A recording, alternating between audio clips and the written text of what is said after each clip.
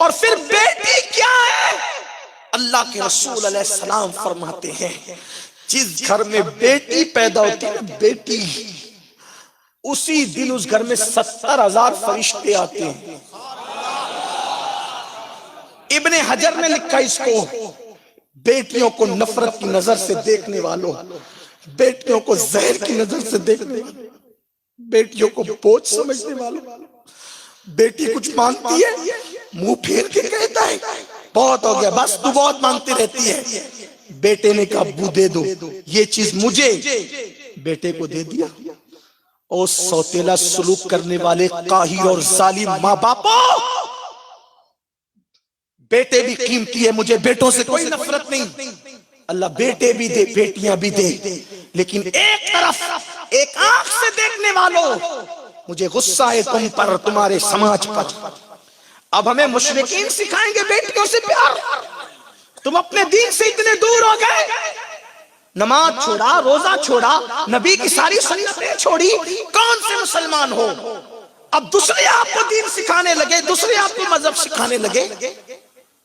جس دن تمہارے گھر میں بیٹی پیدا ہوتی ہے بیٹی، اس دن تمہارے گھر میں 70,000 فرشتے آتے ہیں۔ یہ کوئی مولوی نہیں کہہ رہا ہے، تمہارے رسول کہہ رہے ہیں، سچے سچے نبی فرما رہے ہیں، سید الانبیاء کہہ رہے ہیں۔ اور وہ 70,000 فرشتے اس ننھی سی بیٹی کو گھیر لیتے ہیں چاروں طرف سے، اس کے سر پہ ہاتھ رکھتے۔ ابن حجر سے پڑھ رہا ہوں حدیث، امام ابن حجر لکھتے ہیں چاروں طرف سے گھیر کے اس کے سر پہ ہاتھ رکھتے ہیں۔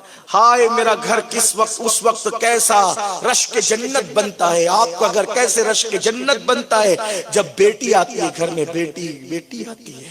آپ کہتے ہیں جلدی سے بیٹی جائے، جلدی سے بیٹی جائے، بیٹی والوں دیکھو تمہارے گھر کی کیا کرامت ہوتی ہے اس دن۔ 70,000 فرشتے چاروں طرف سے گھیر کے اس بیٹی کے سر پہ ہاتھ رکھ کر کیا کہتے ہیں؟ اے کمزور جان سے پیدا ہونے والی کمزور جان،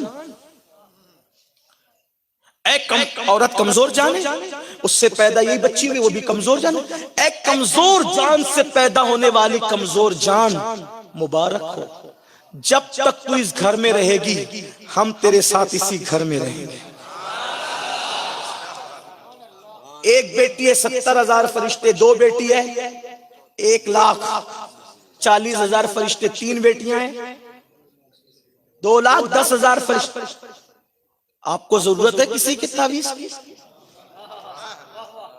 تعویذ والے بابا لوگ برا نہیں مانے، میں بھی کبھی کبھی ٹوٹے پھوٹے انداز میں نہیں بھی آتا ہے تو زبردستی لکھتا رہتا ہے، لیکن برا مت مانو۔ سوچو جس کے گھر میں 70,000 رحمت، اچھا رحمت کی فرشتے ہے، کسی تعویذ کی ضرورت؟ لیکن کوئی بیٹی کی قدر تو جانے۔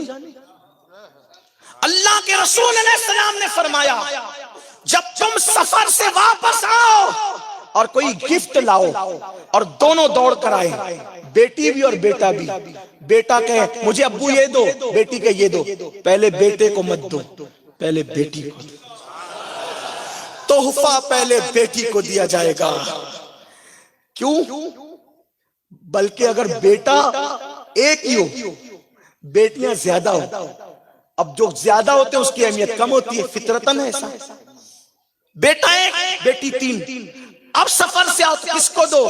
اب بھی آقا فرماتے ہیں پہلے بیٹے کو مت دینا، پہلے بیٹی کو دینا۔